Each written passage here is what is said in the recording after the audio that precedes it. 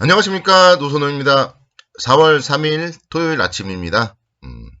토요일 기분 좋게 출발하시기 바라겠고요. 오늘 새벽에 마감된 미국 시장은 없습니다. 미국 시장은 부활절로 인해서 휴장을 했어요. 근데 아침에 일어나 보니까 어제 미국 시장 왜 안 열렸죠? 뭐 이런 글들 올리신 분들이 많더라고요.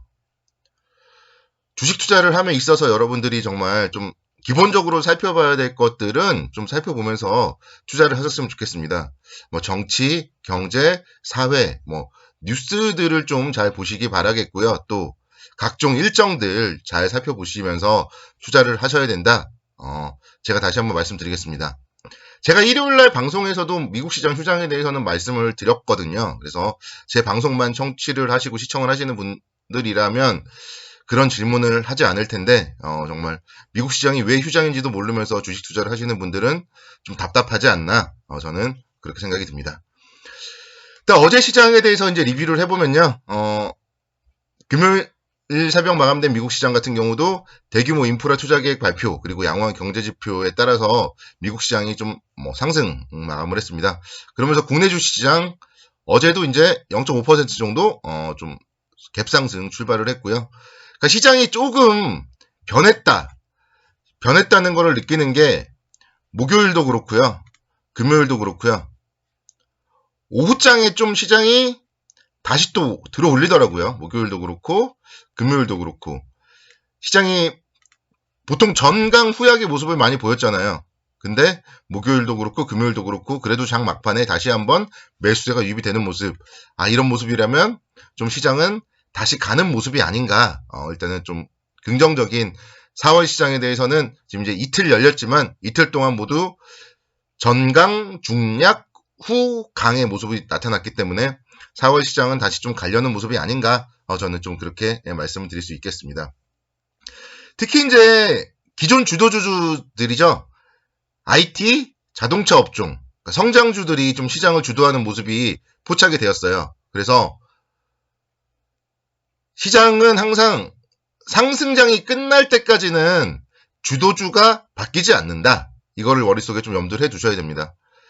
지금 1월달부터 3월달까지 시장은 쉬었고요. 쉬는 구간이기 때문에 주도주들, 성장주들이 좀 움직이지 못했었는데 만약에 여기서 다시 또 대세 상승장이 된다.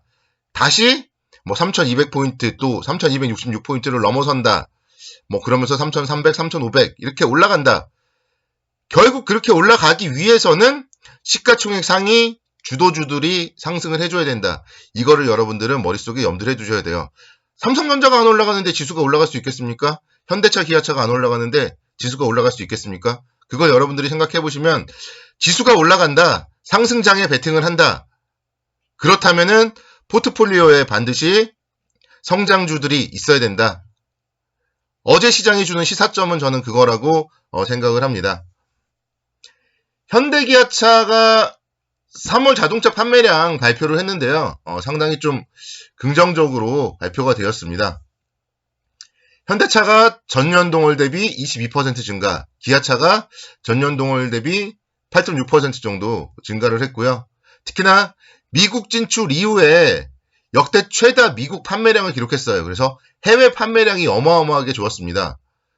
현대차가 미국 판매가 전년 대비 117% 증가했고요.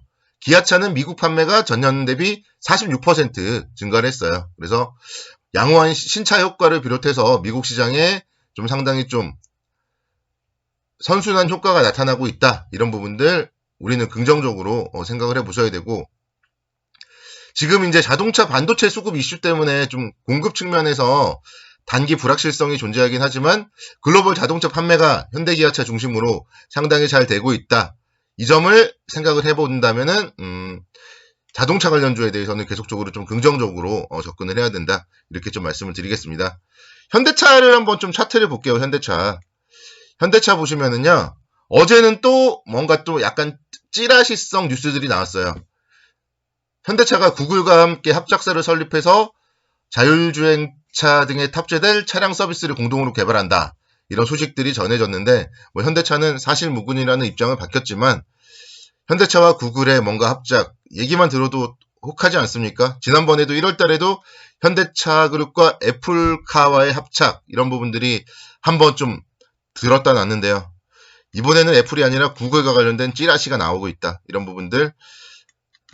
사실은 근데 이런 부분들은 정말 아니면은요, 나올 수가 없거든요. 근데 아니땐 굴뚝에 연기는 나지 않기 때문에 뭔가 논의는 있지 않을까 그렇게 생각을 한다면 이제 또 현대차 그룹 살짝 봐야 되지 않나 생각이 됩니다. 현대차 어제 이제 6% 강세를 보였어요. 그리고 어제 기관과 외국인의 쌍끌임에서 오랜만에 유입이 되었습니다. 그래서 현대차가 사실은 좀 박스권마저도 살짝 이탈을 했었는데 다시 또 그 박스권 안으로 들어왔죠.